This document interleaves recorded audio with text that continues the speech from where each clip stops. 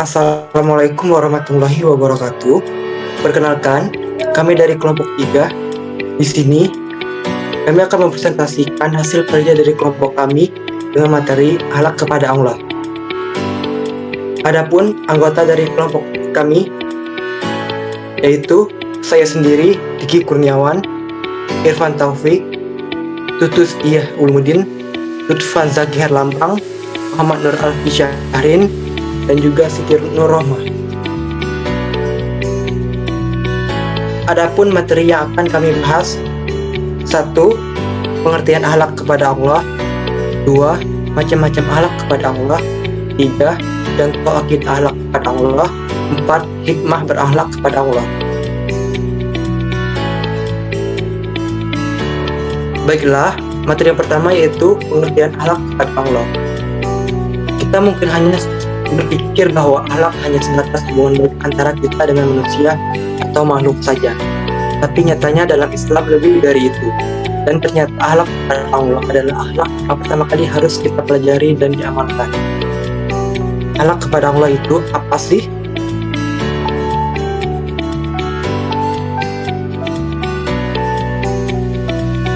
Akhlak kepada Allah adalah kita melaksanakan semua perintahnya dan menjauhi larangannya seperti yang terdapat di dalam Al-Quran dan Sunnah.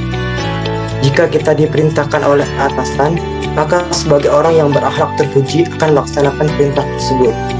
Selama perintah tersebut mampu kita laksanakan dan tidak bertentangan dengan hukum syariat. Dan jika kita melaksanakan perintah tersebut karena kemalasan, maka kita dihukumi sebagai orang yang tidak berakhlak dan mendapatkan dosa karena menolak perintah atasan. Oke, selanjutnya macam-macam akhlak kepada Allah Subhanahu wa Ta'ala. Perbuatan anggota tubuh. Apa-apa yang diperintahkan oleh Allah yang berupa ibadah badan seperti sholat, berdoa, dan lain-lain. Juga perintah untuk meninggalkan semua yang dilarangnya seperti mencuri, memakan apa yang diharamkannya, dan lain-lain. Termasuk di dalamnya adalah ucapan, karena ucapan bisa bernilai ibadah, bisa juga bernilai maksiat atau dosa dan kekufuran. Setiap perintah yang Allah wajibkan kepada manusia berupa ibadah dan kita melaksanakannya, maka kita termasuk orang yang dikatakan berakhlak kepada Allah. Oke, selanjutnya keyakinan hati. Sebagaimana nama Allah yang baik atau Asmaul Husna, bahwa Allah Maha mengetahui dan Maha melihat, maka pengetahuan dan penglihatan Allah meliputi hati-hati manusia. Allah akan mengetahui pengkhianatan hati dan juga keikhlasan hati setiap insan manusia. Maka kita perlu untuk menjaga akhlak kepada Allah yang dengan menata hati kita agar senantiasa ingat dan ikhlas kepadanya.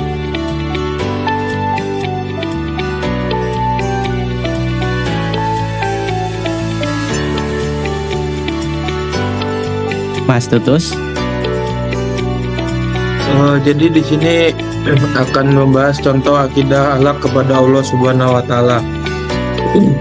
Di bawah ini ada beberapa contoh, yaitu akidah yang lurus dan tidak menyekutukan Allah, dan melaksanakan sholat dan ibadah lainnya yang wajib, ikhlas melaksanakan ibadah karena Allah, ridho dengan semua ketentuan Allah, meyakini dengan hati atas semua yang Allah kabarkan.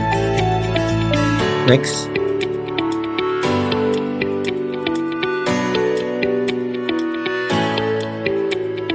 Nah, di sini ada penjelasan terhadap dua contoh akidah akhlak kepada Allah Subhanahu wa Ta'ala. Akidah yang lurus dan tidak menyekutukan Allah. Ini adalah akhlak utama kepada Allah yang wajib dilakukan oleh semua manusia. Tanpa akhlak ini, maka siapapun orangnya akan masuk ke dalam neraka kekal selama-lamanya. Dan ini pula yang menyebabkan orang kafir akan kekal di neraka. Walaupun memiliki akhlak mahmudah kepada manusia, karena pada hakikatnya dia tidak mempunyai akidah akhlak di hadapan Allah. Begitupun dengan orang yang mengaku muslim. Jika dia sujud kepada selain Allah, menyembelih kepada selain Allah, maka orang seperti ini akidah dan akhlaknya rusak dan dihukumi sebagai orang yang murtad. Yang kedua, melaksanakan sholat dan ibadah lainnya yang wajib. Sholat wajib adalah perkara penting yang harus dilakukan oleh seorang muslim. Setelah kita memiliki tauhid yang lurus dengan tidak menyekutukannya, dan ulama juga sudah merinci bagaimana hukum orang Islam yang tidak melaksanakan sholat wajib, Jika ia membangkang dengan mengatakan tidak wajib, maka ia telah kafir setelah beriman. Kalau ia tidak melaksanakan sholat wajib karena malas, maka ia melakukan dosa besar dan rentan terperosok kepada kekafiran. Maka salah satu akhlak dan adab kepada Allah adalah dengan melaksanakan sholat wajib tepat waktu berjamaah di masjid bagi laki-laki, begitu juga dengan ibadah lainnya, seperti puasa, zakat, ibadah haji. Intinya, kita melaksanakan semua perintah ibadah yang telah diwajibkan menurut syariat.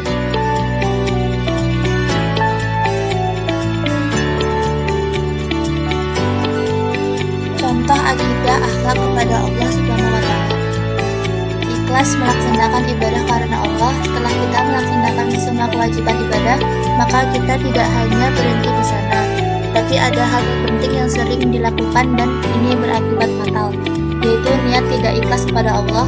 Tatkala kita melakukan ibadah sholat 5 waktu misalnya, maka hati kita selalu dibisiki oleh syaitan agar kita mendapatkan pujian dari manusia, dengan harapan kita disebut sebagai orang soleh.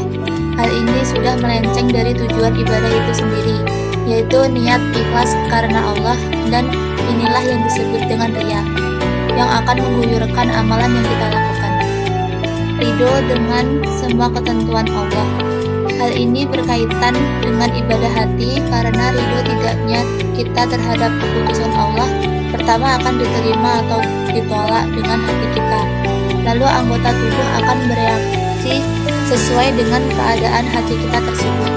Misal kita tertimpa musibah berupa banjir, maka kita istighfar dan menerima dengan lapang atas apa yang terjadi, karena hakikatnya banjir yang terjadi adalah atas kehendak Allah. Meyakini dengan hati atas semua yang Allah kabarkan. Banyak yang Allah jelaskan terkait apa-apa yang tidak kita ketahui, seperti adanya malaikat, adanya jin, hari kiamat dan akhirat, surga dan neraka, dan juga cerita bagaimana keadaan manusia kelak di surga atau di neraka. Jika kita ragu satu saja ayat Al-Quran, maka kita termasuk orang yang tidak mempunyai akhlak kepada Sang Khalik, sehingga kita dikatakan sebagai orang kafir munafik yang akan kekal di neraka.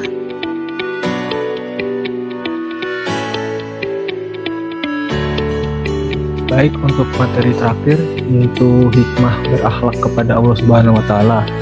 Yang pertama itu jalan untuk mendapatkan petunjuk dan perlindungan Allah Subhanahu wa Ta'ala. Dan yang kedua itu semakin termotivasi untuk senantiasa menjalankan perintahnya. Yang ketiga, semakin bersungguh-sungguh untuk menjauhi segala larangannya. Yang keempat, hati menjadi lebih tenang, damai, tidak resah, tidak galau dan tidak gelisah. Yang kelima, menjadi sosok yang peduli dengan keadaan lingkungan sekitarnya. Yang keenam, termotivasi untuk senantiasa melakukan amal soleh. Yang ketujuh, termotivasi untuk selalu mencegah kemungkaran. Yang kedelapan, selalu bersyukur dengan apa yang didapatkan atau yang diperoleh. Yang kesembilan, bersabar dalam menghadapi setiap problematika dalam hidup ini. Dan yang terakhir, berusaha untuk berakhlakul karimah setiap waktunya.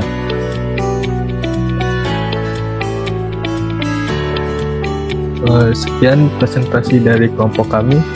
Kurang lebihnya mohon dimaafkan. Wabillahi taufiq wal hidayah. Wassalamualaikum warahmatullahi wabarakatuh.